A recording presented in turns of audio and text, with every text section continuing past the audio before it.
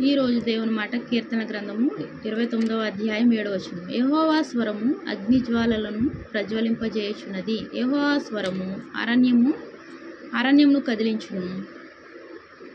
యెహోవా కాదేశ అరణ్యమును కదిలించును. ప్రియమైన దేవుని మాట వింటున్న వాళ్ళారా, యెహోవా స్వరము అగ్ని జ్వాలలను ప్రజ్వలింపజేయుచున్నదంట. ఆయన స్వరము ఎటువంటిది? అగ్ని వంటిది ఆయన మాట. అవునంటే అవును, కాదంటే కాదు.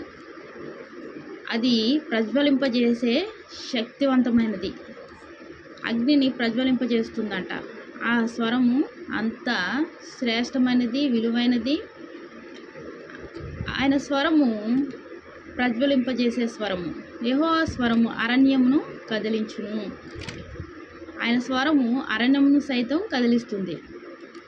యెహోవా కాదేశ అరణ్యమును కదిలించును. ప్రియమైన దేవుని మాట వింటున్న వాళ్ళారా, ఆయన స్వరము నువ్వు వినగలిగితే నీ యొక్క ఏవి సమస్యలుగా ఉన్నాయో వాటిని దేవుడు కదిలించే దేవుడుగా ఉన్నాడు, ప్రక్కకు తొలగించే దేవుడుగా ఉన్నాడు. మరి ఆయన స్వరమును నువ్వు వినాలని ఆశపడితే నువ్వేం చేయాలి? దేవుని మాట వినాలి, దేవుని గ్రంథాన్ని, బైబిల్ని చదవాలి. ఆయన స్వరము మనతో వినబడుతుంది. ఆయన స్వరము చాలా విలువైంది. ఆయన స్వరము వింటే ఎలా ఉంటుంది? సమాధానంగా ఉంటుంది, శక్తివంతంగా ఉంటుంది, ప్రభావము కలిగినది ఆయన స్వరము. ఆ స్వరమును వినగలిగే చెవులు, వినే బుద్ధి మనకు దేవుడు దయచేశాడు.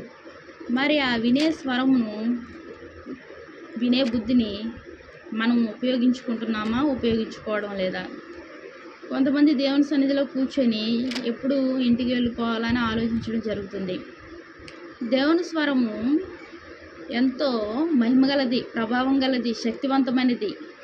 ఆయన స్వరం వినేటప్పుడు మనము ఏమీ ఆలోచించకూడదు. అలాగే దేవుని వాక్యమే దేవుడు, దేవుడే వాక్యము. ఆయన వాక్యాన్ని చదువుతున్నప్పుడు మనము వేరొక దాని మీద గ్యాస్ పెట్టకూడదు. అప్పుడే గ్యాస్ కట్టామా లేదా అనిపిస్తుంది, అప్పుడే కలిపేసామా లేదా అనిపిస్తుంది, అప్పుడే ఇంకా వాటర్ వస్తున్నాయేమో అనిపిస్తుంది. ఇలాగా ఇటువంటివి మన హృదయంలోకి ఏమాత్రము రాకూడదు.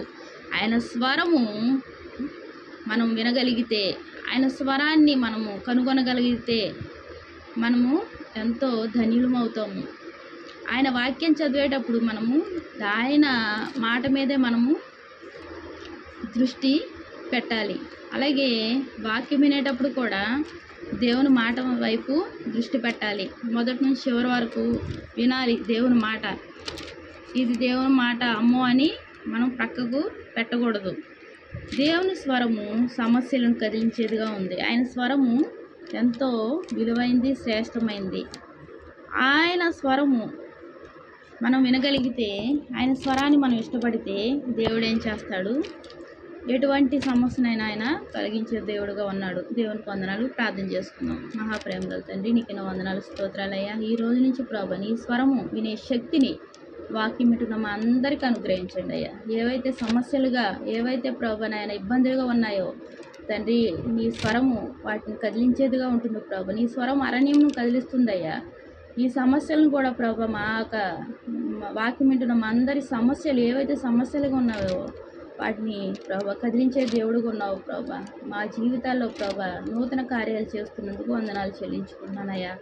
వాక్యం వింటున్న ప్రతి ఒక్కరిని ఆశీర్వదించండి, దీవించండి, నీ దీవెనతో నింపండి అయ్యా. నీకు ఎన్నో వందనాలు, స్తోత్రాలు చెల్లించుకుంటూ యేసు నామమున వేడుకుంటున్నాను తండ్రి. ఆమేన్, ఆమేన్.